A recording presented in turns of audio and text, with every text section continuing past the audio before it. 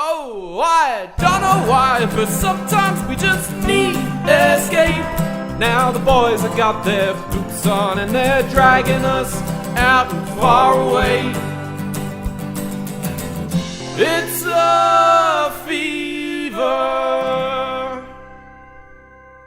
Kia ora, kia ora, kia ora. Welcome to another episode of Tararua Fever. Ki te whakaronga mai koe o te Tararua Fever, the podcast that is anything and everything to do with championing the Tararua Ranges.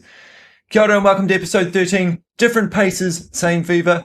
Ko Jerry Takawingwa. I am your host, Jerry, an imposter expert who just loves to yarn about tramping in the Tararua Ranges. And joining me as dependable as a hot cup of tea in a hut when it's really stormy out there is Kent. Kia ora hoa. How you going today, mate? Kia ora, my love. Very good, thank you. Another early Saturday morning record, Jerry. Know where I'd rather be, apart from up in the Tararuas. Trying to sound awake as possible, you know. Yes, yeah. No, I've fueled myself with a fresh basil, cheese and pitta melt and a very average cup of coffee. We ran out of oat milk, so I had to use almond milk this morning. And okay.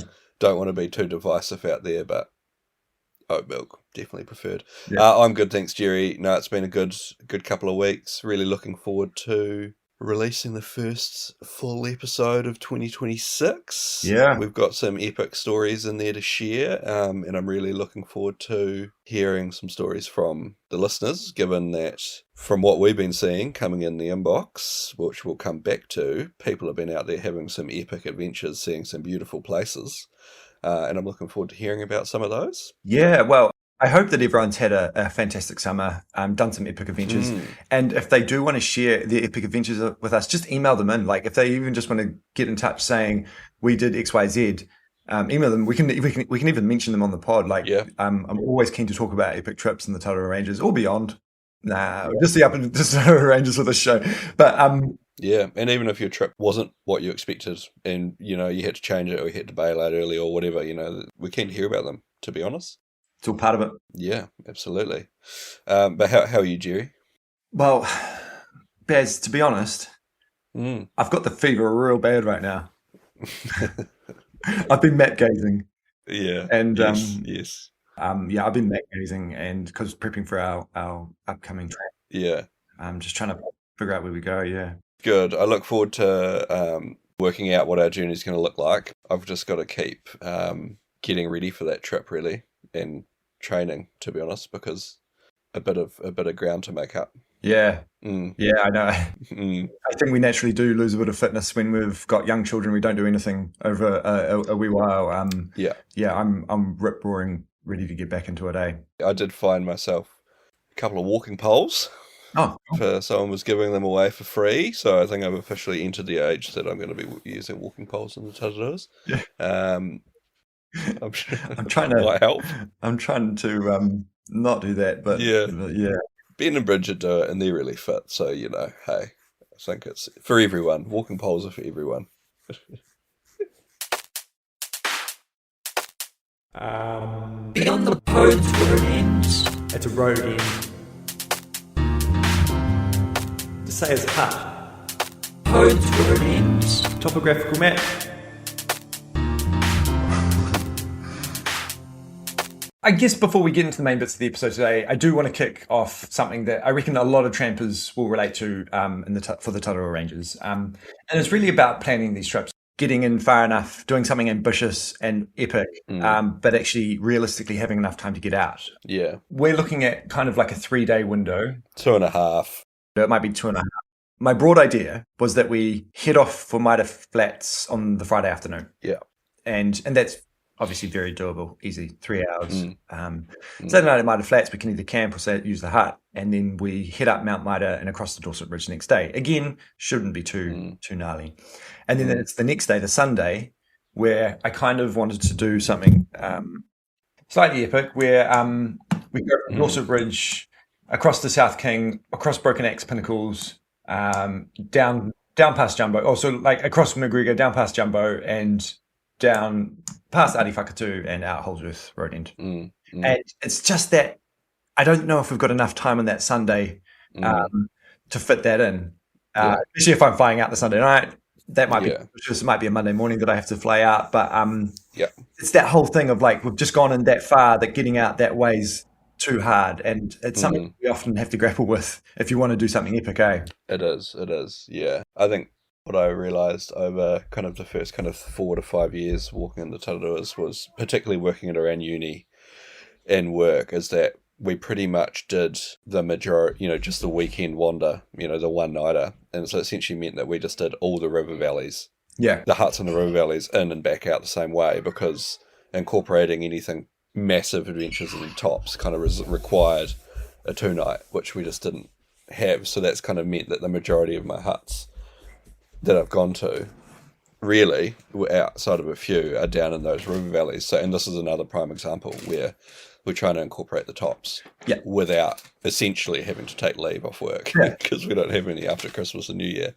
And we've come up with the same issue, really, of it's probably doable if everything falls into place and we maintain a good pace and, the weather's as it needs to be and we have no delays on the road getting there, all of these things. And then there's also that trade-off of, like, for me, it's like balancing how destroyed you are when you go back to work on the Monday after that last day of balance. It's balancing of kind of using it as a recharge, all of those, but also not completely destroying yourself.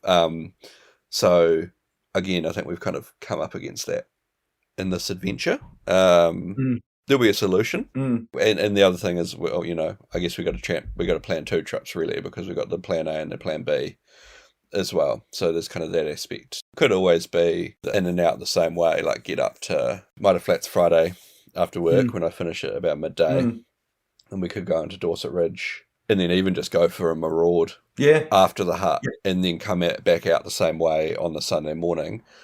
That might be the most pragmatic thing. Like, for me, I wanted Dorset Ridge Hut and Broken Axe Pinnacles. Those were like the 2 adventure factors for me. But I find myself trying to, like, compromise. I'm like, can we get up to, like, Ari Whakatu, maybe, like, stay at like Three Kings Biv on the Friday night, or like it's just a longer evening, but it might be all right. Or like, I was just trying to, like, compromise and see what we could fit in. But it's always really hard. And you kind of always come back to the same problem of, like, getting in far enough and having that time to get out. Yeah, I mean, that's not a bad option, because, I mean, we don't mind a night tram. Yeah. And if we are, in theory, if, I am locked in to finish at noon. Yeah. Because we'd get to Holdsworth at kind of, let's say, 1-ish. 2, 3. Sun doesn't set till 9 o'clock. Yeah, look, we'd have to go up to Bordy, not Jumbo, and then beyond to Three Kings Biv. Right. Yeah, we'll keep map gazing, Baz. We'll find some pragmatic options. I mean, look, if any listeners out there have any great ideas as well, please email them in. Yeah. Absolutely. If you've got your go-to 2.5 day, your Friday night, Saturday, Sunday mission, we'd love to hear it. Yeah. Thank you. Yeah. Okay, Baz. Well, we've got our first interview coming up. We do, and it's a good one. Yeah. Andrew Thompson, organiser of the Jumbo Holdsworth Circuit. Really good chat. Sounds good.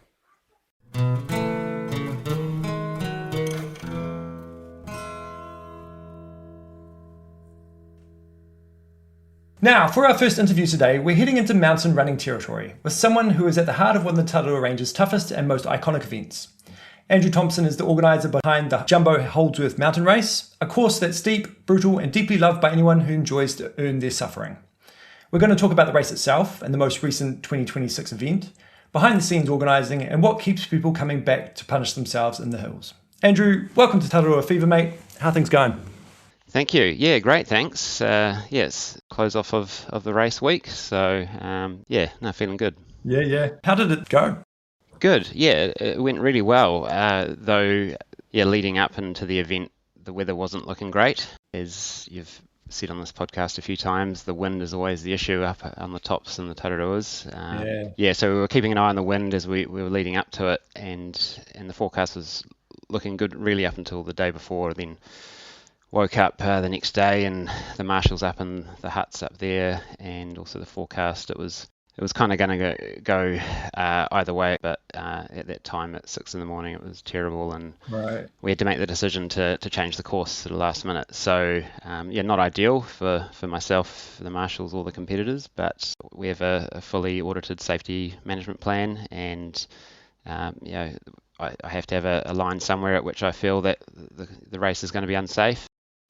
People that know that ridge or are very tough runners wouldn't have had a problem that day at all. But there's people that may not have been up there before if the viz was bad and they were tired. And it doesn't take much for them to just go slightly off the ridge, feel knackered, sit down, and potentially become a statistic. So don't. Yeah, it's unfortunate. You want to run the race that is advertised and that people are prepared for, but ultimately, you can't kind of play around with these things. So how did you guys have to adapt the course? Which way did you have to go? Yeah, so we ended up doing 2 times Hooper Loop, which is the sort of the 12K race. It goes anti-clockwise along the Atawhakitu Valley, up River Ridge track to near the Mountain House shelter there, and then comes down the Gentilani. And so, the main runners did that twice.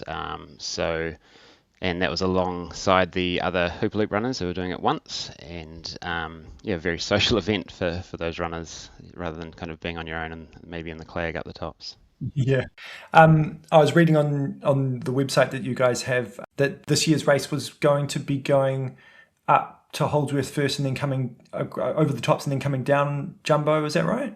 The race actually allows you to choose the direction that you go in. So you can go clockwise or anti-clockwise. When I took the race over, I wanted to implement a thing that allowed the racers to sort of know what direction the fast guys were all going, so that they could compete against the fastest runners and not have to worry about the variances and one way is slightly faster than the other, so my time counts a bit more than yours. And so I implemented a thing called the championship direction, podium direction, whatever you want to call it, and alternate that each year. And so the year just been, it was the up to Powell first, Holdsworth first, going clockwise. But it must be cursed, because every time I've tried to do that specific direction as the championship direction, the weather has been terrible and we've not been able to get a full race in. So so last year the championship direction was up Jumbo first. Right. I don't really run for fun anymore, but I think if I was doing it, I would rather go the Holdsworth route first. I mean, going up to Jumbo is hard enough even when you're not running, let alone trying to go up there as fast as you can. It feels like the Holdsworth is a little bit more gradual. Yeah, it's an interesting decision. I definitely prefer the Holdsworth first direction as well, maybe for slightly different reasons. When I was young, I just used to love bombing down hills, and the rain gauge was the ultimate test in that, really. I loved it, and just you're following in the footsteps of some pretty great runners who would just do it in times that would blow you away. Whereas most people who struggle with uphills, they're going to struggle either way. They're going to struggle going up to Jumbo or up to Powell, and the descent down from Holdsworth is much easier, and you don't have this valley at the end. You have to drag yourself out on smashed quads as well. So I totally get the appeal of going the Jumbo first direction, but I definitely prefer going up to Holdsworth first and getting that climb out of the way, and then just having fun downhill.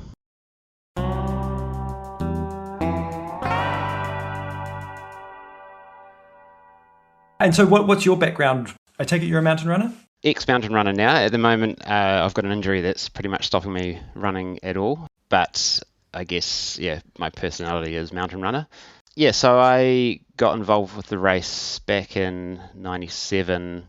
I used to be an orienteer at school. And, just enjoyed the rough stuff, going off the track and trying to find little controls everywhere. And the orienteering has a bit of an off season, which is the summer months, and tried to do the Holdsworth Loop so many times as a kid with my dad, and every time we'd got turned back by something, whether it was wind, just conditions. And so I'd never actually been able to do the full loop, even though I attempted it multiple times. And yeah, when my friends said they were doing this race, I was like, I could not believe people would run around it. I knew it was a 3-day tramp as a kid, so Yeah. it was out of control, just like that concept. And I was like, oh yeah, sure, if you guys are doing it, I'll give it a go. And I was 17 at that point, and you had to be 18. So I asked the organiser, and that was Steve Little at the time, and I was given a dispensation to run.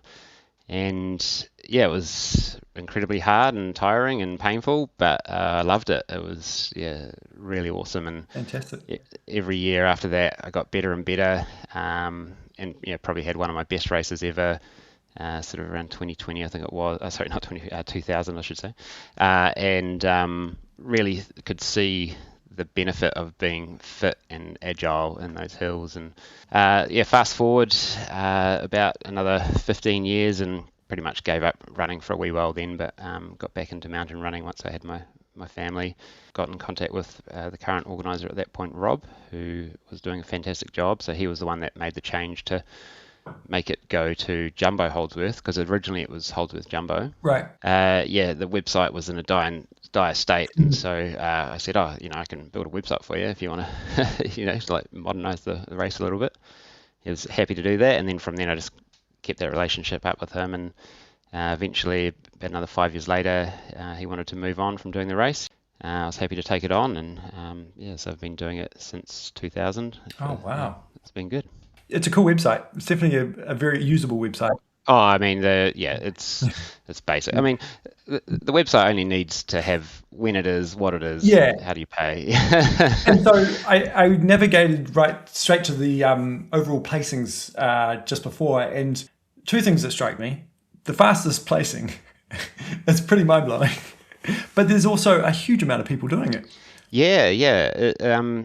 Really lucky that this event has seemingly survived what a lot of other events have gone through with pressure on economics these days. And so when I helped Rob while he was still running it, I sort of started the social media stuff for him, and that helped as well.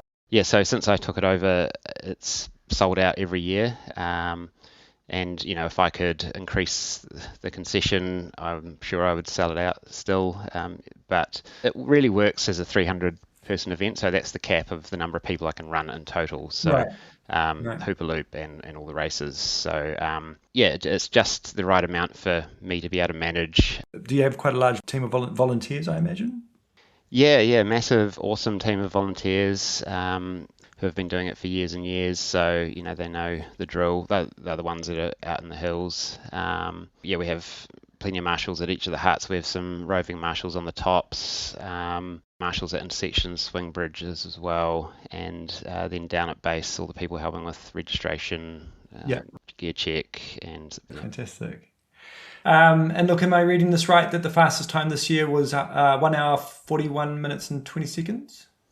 Correct, yeah. Obviously, that's a adjusted course, so not as much elevation, and the technicality of it all is slightly different from going over the full loop. Yeah. The record overall for the fastest time is Jumbo first, and that was set by the winner Dan Jones, who just won on the Saturday just been in that time you just said.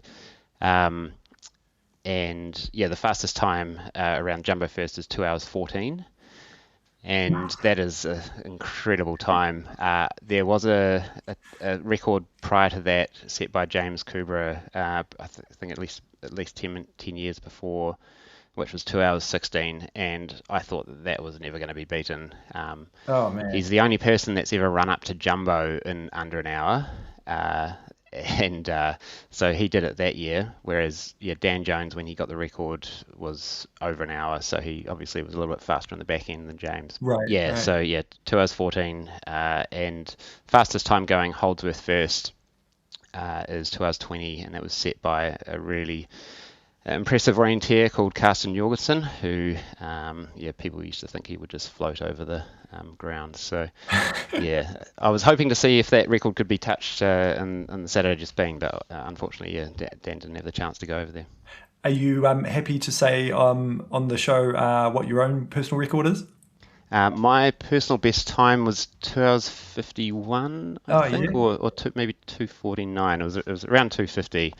I think if you're doing under 3 hours, you're doing really well. Oh, I was going to say, I mean, gosh, it's mind-blowing some of these times. I mean, up to jumbo in under an hour or just on an hour is completely crazy.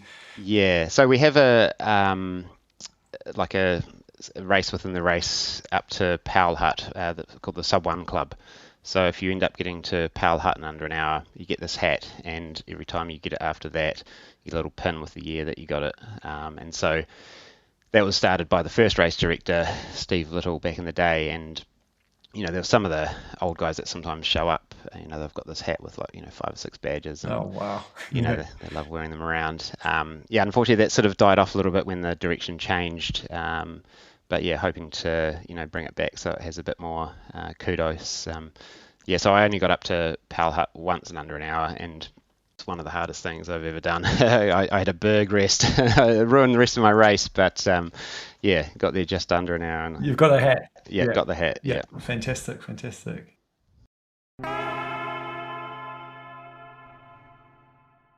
Thank you so much for coming on the show, Andrew. All the best for next year's 2027 race. Thanks very much. Is it about the same time of year? It'll be the same time of the year as this year? Yeah, it's always Auckland anniversary weekend. We do try to catch, the good weather, but it is the Tararua Ranges, and nothing's ever certain. It doesn't matter what month it is. It can be anything. Yeah. Are you happy for us to put the website in the show notes when we release this? Absolutely, yeah. If anyone wants to give it a crack, check it out. The entries don't open till around August, so just keep an eye out for those. But it's definitely going really well, and people love the event. It's close enough to Wellington that you can come across in the morning, and you're done by mid-afternoon, so you can get back. And a couple of years ago, I think people shot off to the Foo Fighters concert that night. And right. Yeah, so it's a rough and rugged event. But it's pretty easy to get to, and anyone loves the Tararuas or mountain running, you should come down. I'll be straight up. I don't know if you'll see me there. Okay, thanks. Feel free to come along and check it out. It's always good fun. Maybe I can volunteer one year. Thanks very much, Andrew. All the best for next year. Cool, appreciate it.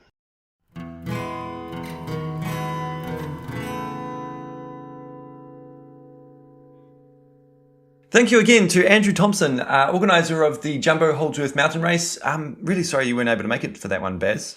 Yes, me too, Jerry. Sorry, I just couldn't be super flexible, which was a shame. Look, it's all good. There's plenty of time for us to do interviews together. We've just been ironing out availability in regards to other interviewees. Yeah, and we got one coming up, which we will come to. Well, let's take a break, and after this, we'll be straight into our next interview with Paulina Zack. Yeah. Looking forward to it. All right. Oh, we've been walking miles and now we'll take a break. Now the boys have got their boots off, so we'll sit a while. Don't you go away.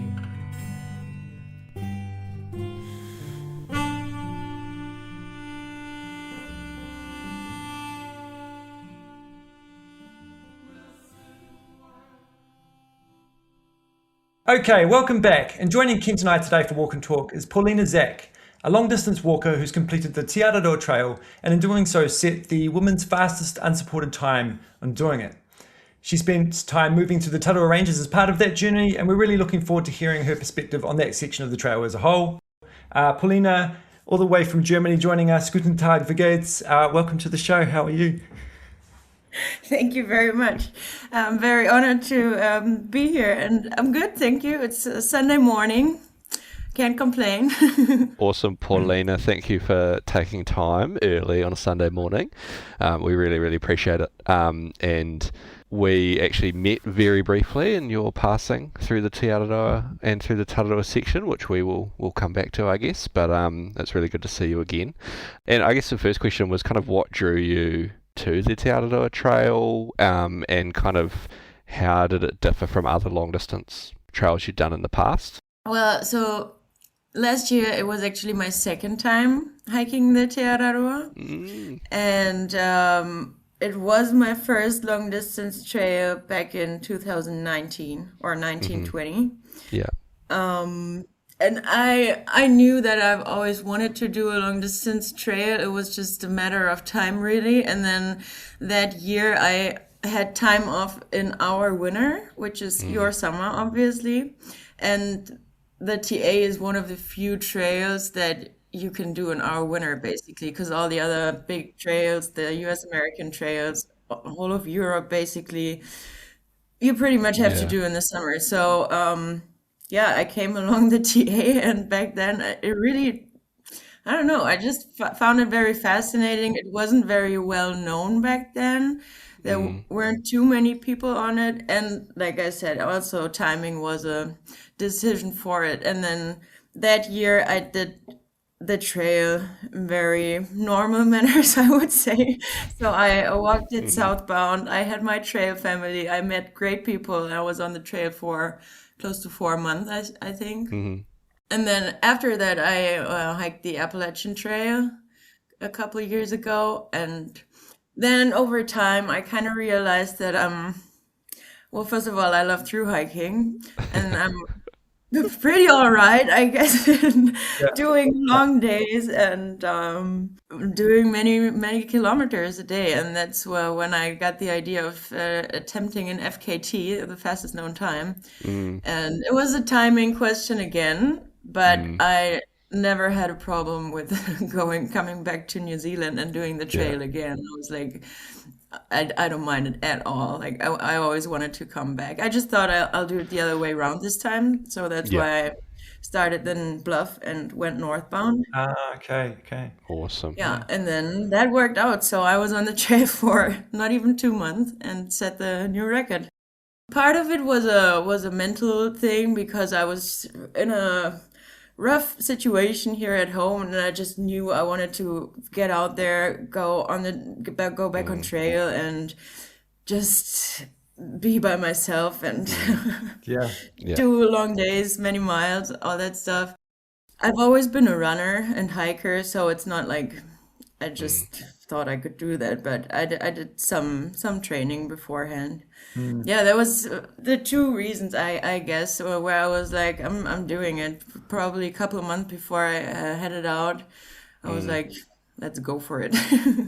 Yeah, amazing. I mean, it's amazing for anyone to do it in general, but for setting a time that quick, it's very impressive. Yeah, thank you. Absolutely.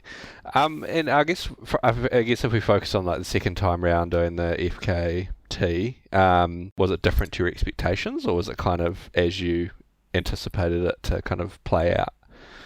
A little bit of both.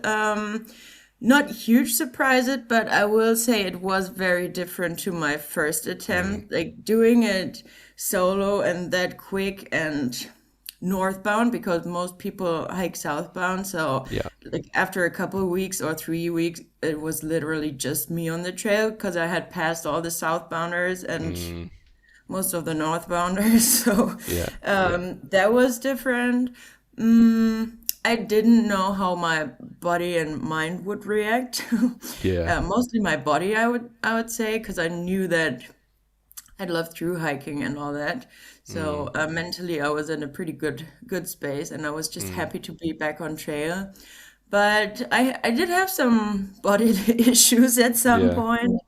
So that was different. But other than that, I was very lucky with the weather, for example. Like that all worked out. I mean, that's some things that are just not in your control, basically, that could ruin an attempt like that.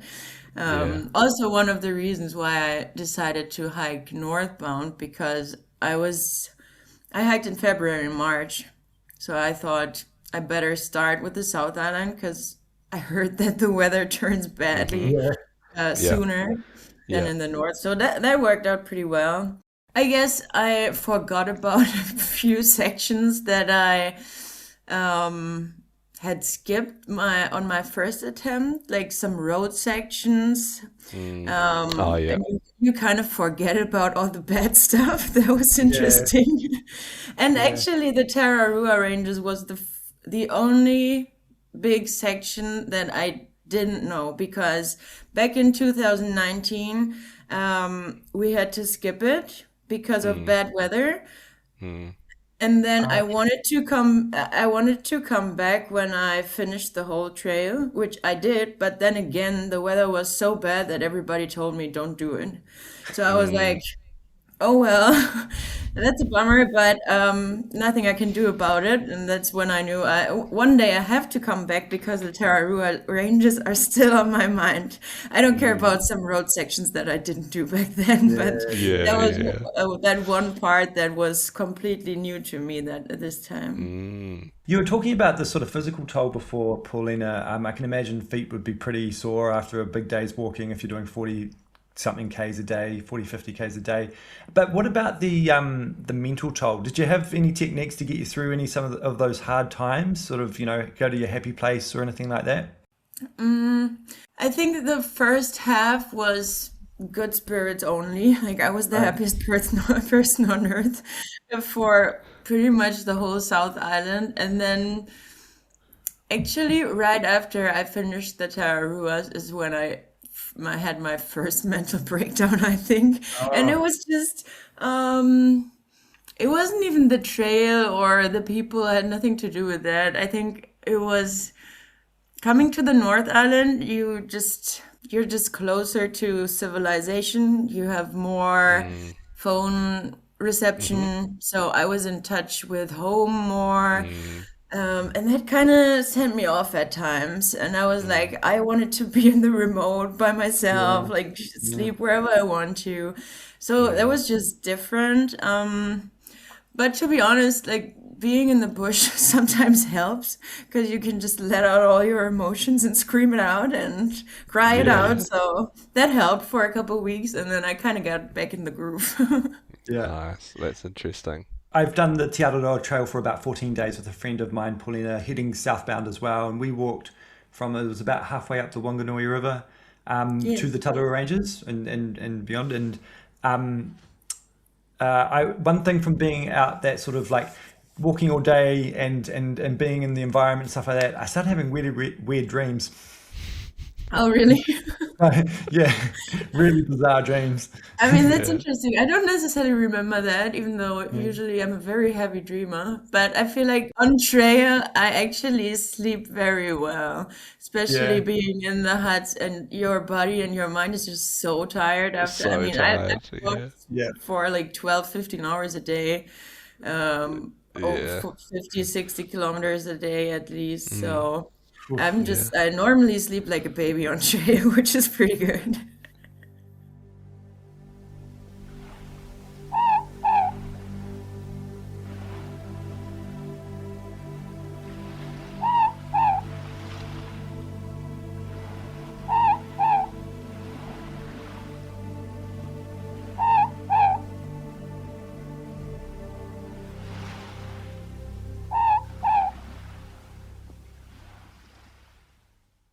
Once you got into the Tararuas, Pauline, obviously it being your first time, that second time around, what was your kind of first impressions once you hit that part of the trail, and kind of how did it compare to the South Island that you had just been walking in? I love the Tararuas, and it's actually one of the few sections that is like really remote. And I mean, there's so much road walking, and you pass towns every other day, really, or for me, like almost every day. So that was refreshing to be back out in the wild, basically. I almost had the whole trail to myself that day, so that was really cool. The weather was nice, but other than that, I was pretty naive with all my planning, to be honest, because I think I did that section in one day. I was hoping to get to that soon. Insane. Yeah, I was like, I started in Otaki Forks that morning, and I ended up in the hut where we met that night, Waipeo hut. So that was like close to 50 kilometers, and I was like, 50 kilometers, that's sounds all right. It's nothing I hadn't do before, but I didn't. It was the day with the most elevation gain on the whole TA for me. Yeah. And that's like, I never put that into question before, that's what I mean with I was being quite naive. I mean, my body was doing well because I'd been on the trail for over a month. Yeah. But it was an interesting experience, let's put it that way. I can imagine. I mean, when I heard that you'd walked from Otaki Forks, had you stayed the night in Putawai Lodge that night? No, I just cowboy camped. I just really slept on the ground. And you've gotten to Waitawaiwai I imagine like maybe mid-morning.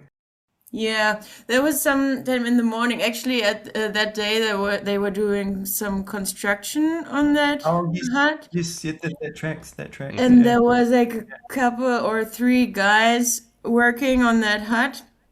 And they were super nice. I had a little chat with them, and they offered me a coffee, so that was nice. Nice. And that was the one hut that I stopped at. All the others I pretty much just passed.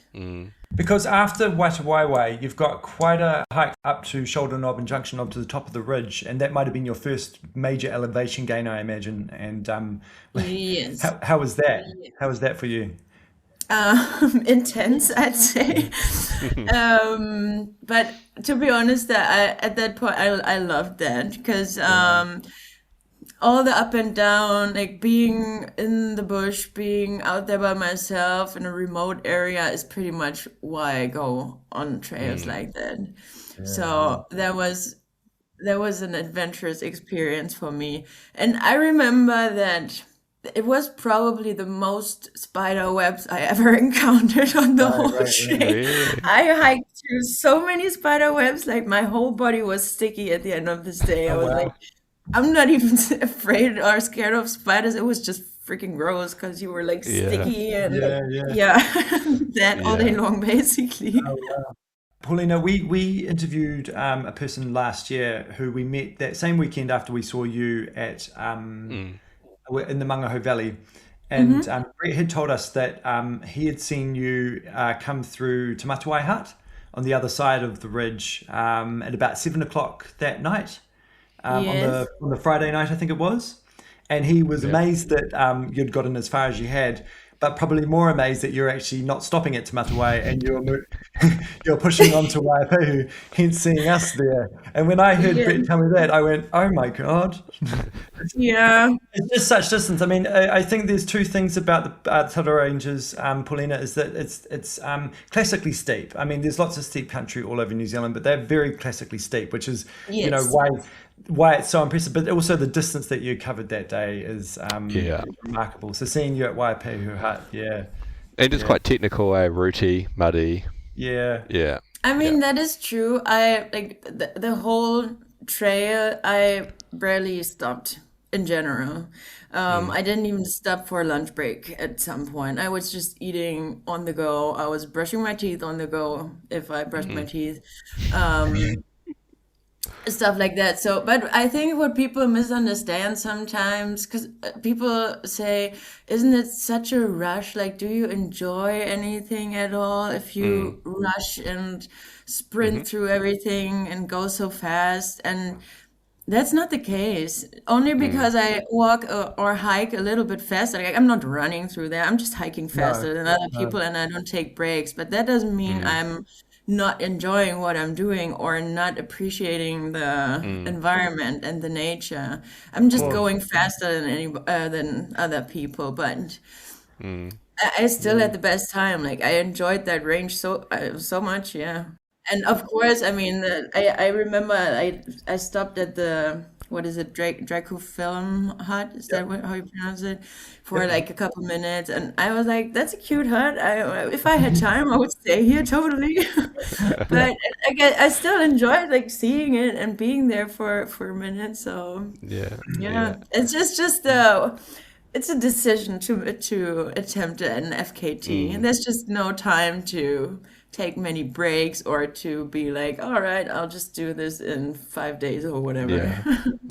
Absolutely. And I have no doubt that you're still very present while you're doing your walking, you know, like you have to be. Yes. More than ever, maybe, you know, with that mental strength. And on the other hand, I'm literally by myself all the time, so I don't have many other distractions really. Yeah. I always, whenever we come out after a big tramp, I always kind of craving a feed or like a food of particular type. Did you have any kind of moment where after a massive day you stopped at a particular spot on the trail and just had a really memorable feed after 50 Ks of hiking? I mean, in general, I was very relieved when I got to the North Island because my nutrition was super bad on the South Island. I was like eating ramen and oats all day long, basically, and bars and like shitty food. And by that time, I was probably the skinniest I have ever been because I like burned so many calories, and it was at that time that I realized there's no way I'm getting it back in, even though I ate as much as I can. But once I hit the North Island, I was like, fuck oats and bars and ramen and tuna wraps. I'm not touching that again. And I like stuffed my pack with burgers and pizza and pastries and pies. So that happened. And then right after the Tararua Ranges, actually, like when I left the hut the next morning, I remember getting lost at that, like one of the first forks probably before you get to the car park. And I got lost for like an hour maybe, which normally you would think, how bad can it be on a 3,000 kilometer hike? But it really got me off. And then I actually wanted to get to Palmerston the next day. Was it after you come off the farmland in off the Podes Road end in Levin? Is that where you got lost? I think before I hit the road. Oh, okay. I think that you turn left to the car park at some point coming from the south, and I turned right.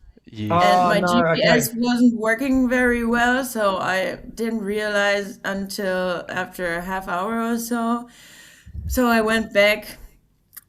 Somehow like threw me off. Then I was like, I don't know if I'm getting to Palmerston today because I had so many kilometers planned. I had only 1 day of food left. And then I got to the outdoor center. What is it called? Makahika. Yeah, Makahika. And I caught the people. I was like, is there any chance like you could that I can get any food at your place? Because I wanted to get to Palmerston, and if I have to sleep out another night, like I don't know if I have enough food, and I really don't want to drive into Levin if I can avoid it at any cost. Like, and then they were actually really nice, and that's what I meant, that where I had my first mental break, and I was like crying when I got there, and there was like only like a couple people, and the lady, she was like, no, I don't think you want to get to Palmerston. I'm like, yes, I just did the Tararuas in 1 day, and like I had to explain to her what I'm doing, and she was like, oh, okay. And then she gave me some food, a wrap, which was really nice, and she was like, you know what, you should like chill for half an hour, like calm down, eat this food, and then I'll let you go again. I'm like, thank you so much. That was very, very needed and helpful, and actually was. And then I calmed down, and I was like, I don't care if I get to Palmerston tonight. And then I actually did a night shift, and I got to Palmerston at like 1 a.m. that night. Oh my God. So that was a long day. That was 83 kilometers or so. 83 kilometers. Paulina, you are hardcore. There was food that was unexpected but very needed. Yeah, and I can imagine the frustration of getting lost and losing that time when you're trying to set the record time. So totally. Yeah. I mean, I think to other people it's very irrational because they're like, what the hell are you talking about? Hard to explain in the moment, hey? Yeah. Yeah.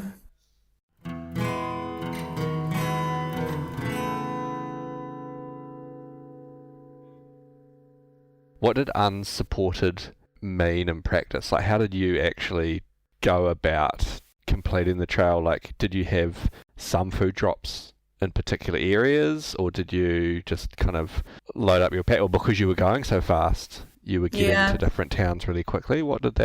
How did that There's work? actually an official difference between going unsupported or self-supported or supported. So I was yeah. going self-supported. Yeah. Unsupported would mean you are not allowed to go to a supermarket. You are not Oh, allowed to wow. buy Okay. water. It's not possible for a trail that length. So I was going self-supported, which is pretty much what every other thru hiker does. I knew how long the stretches were, so I knew how many days of resupply I would always have to get, which was usually not more than 4 or 5 days, or 5 days maybe. But the longer stretches were definitely in the south. I just had more food in the north because I was hungrier Yeah. and eating more. I had 2 food drops, but they were both in the south, so I sent one parcel to St. Arnaud and one Oh, lovely. to Arthur's Pass. Yes. Yeah. So that's the 2 places where most hikers send a food drop. But then in the north, it was fairly easy. I think I probably had the most food for the Tararua Ranges. But that was fairly easy. I mean, you just have to know where to resupply, and I think resupplying in general works well if you know where you have to send your food drops. Yeah. Did you get quite sort of templated on your grocery supplies and stuff like that? You knew what you wanted pretty much when walking into a supermarket, just getting the same stuff all the time, or maybe it changed a little bit as you started getting cheeseburgers and pizzas and stuff like that. But generally, you knew what you wanted, so you could go pretty quick about it. Kind of, yeah. I mean, in the south, yeah, because like I said, I was eating the same stuff all the time. And then in the north, I stopped at every little corner shop and got my pies and all that stuff. So because it was less days, I could carry more food and heavier food. It was probably very unhealthy the whole trip, but yeah, I didn't mind. Yeah. Oh, cool. Have you got any other any other records that you kind of want to do? Not yet, no. No? I mean, Yeah. I did like a short one here in Germany, but I might do another one at some point. I'm still looking at a couple other big trails. So we'll see. Well, maybe as a final question, Paulina, and my question is kind of twofold. What was life like after doing the Te Araroa Trail and sort of setting the fastest known time? But also, when we find that when people go into the Tararua Ranges, they get the Tararua fever. Did you come out with the Tararua fever as well? I hope so. I mean, I would totally go back and I would do it. I would take more time next time. I would probably stop at every hut and do like a 5-day tramp. It's the only medicine is to go back. Yeah. Right? Actually, what's actually funny too, I don't know if you know that there was another guy setting an FKT at the same time that I did. Who was also going self-supported. His name's Billy Meredith. He's from the US. And we crossed paths in the Tararuas right before. Oh, no way. Yes, that was so funny because he went southbound and I walked northbound. And I think we started on the same day. So I knew at some point we will have to cross paths. And that was in the Tararuas. Right before I got to the hut, actually. Wow. So that was funny. But yeah, coming back it was two-sided. I would say when I got back to Germany, obviously it was very exciting, everything that had just happened, but also very overwhelming. So for the first few days and weeks, I didn't really know what to do, and my body was a wreck, so I had to recover. Yeah. I mean, some exciting things happened, like talking to people, like people wanting to hear the story, like being on podcasts, doing a couple interviews. That was exciting and new for me.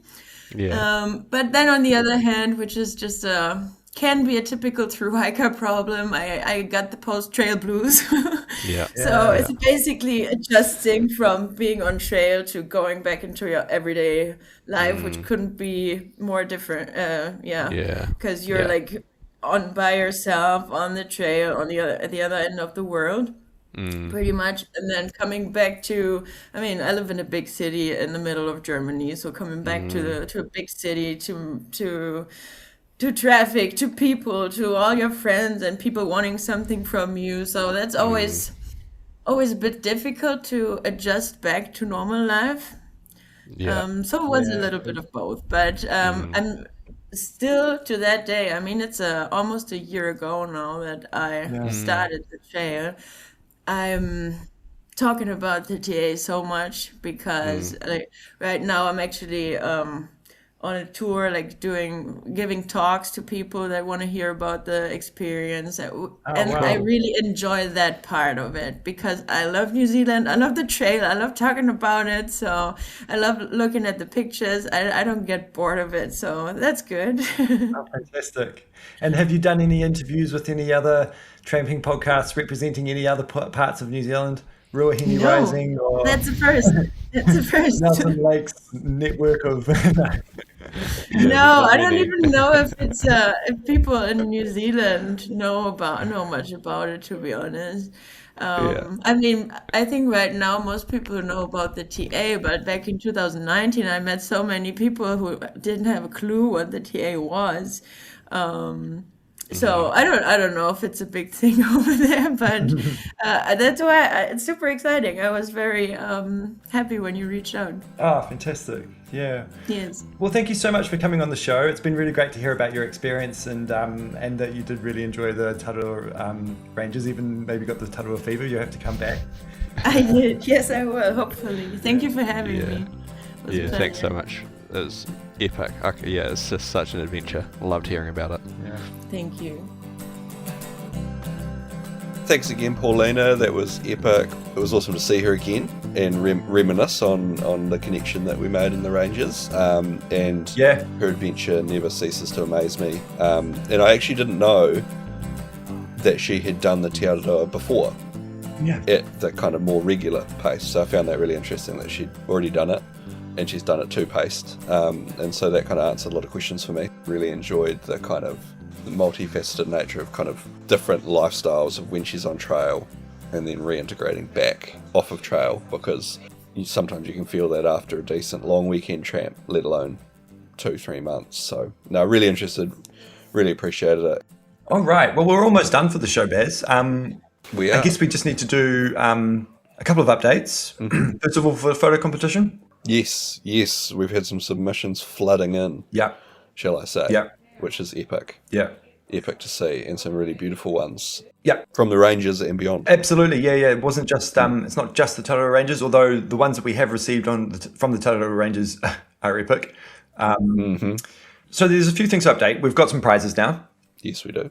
So we've got a $50 Coffee Outdoors voucher, which is located in Wellington. Marion Street. Independent. Yep. Yeah, Marion Street, independent run outdoor shop. Can be used online or in store. So really, really excited for the recipient of that. And Jerry, you've sourced one as well. Yes, a bunk for the night, booked by Jeff Spearpoint. Hang on, I've got it here. Sean Barnett, Rob Brown, and Jeff Spearpoint. A bunk for the night, a guide to New Zealand's best backcountry huts. Quite a well-known book. I've got it in my bookcase at home. Awesome. And we have a judge. Well, that's right. who- This competition needs some credibility rather than just you and I. Yeah, and we'll be hoping to introduce them in the next Scroggin episode and get them on to kind of introduce themselves and justify their credentials as a judge. This person is a photographer, and so it's not just us picking our favourite Tararua photos or beyond. Yeah, and we'll get that person onto Scroggin, the upcoming Scroggin, just to talk about a little bit, introduce themselves and talk a little bit about what they see in a good photo, I think.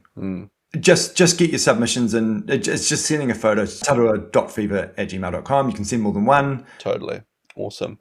Please, as we said, if you've got any recommendations for a 2.5-day mission, please let us know, and we'll continue looking at the map and updating you on here about how that comes together.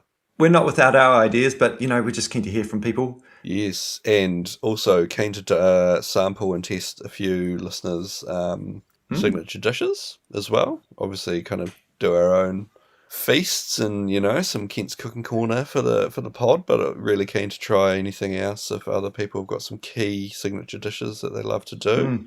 And we can do that and give that a bit of a review on trail and share that with the rest of you. That's quite a good segue into a few bits coming up for the next ep. So we will have your segment for Kent's Cooking Corner.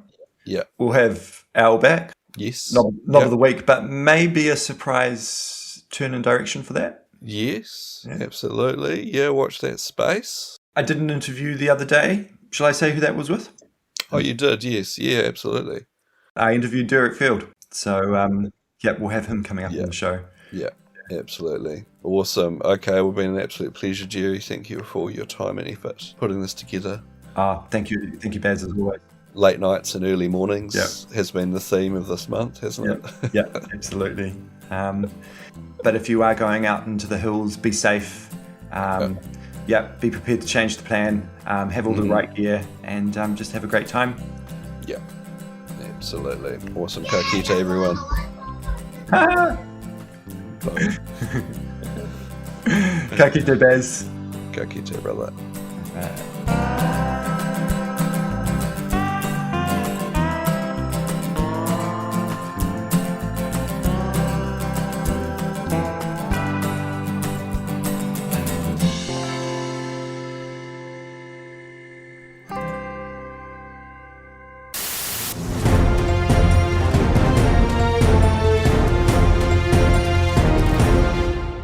Welcome back to TF News. I'm Joe King, and up next we speak to a local weird and wonderful podcaster who has been making strides with his series on his favourite mountain range. But first, here is Gail McLeod with the weather. Over to you, Gail.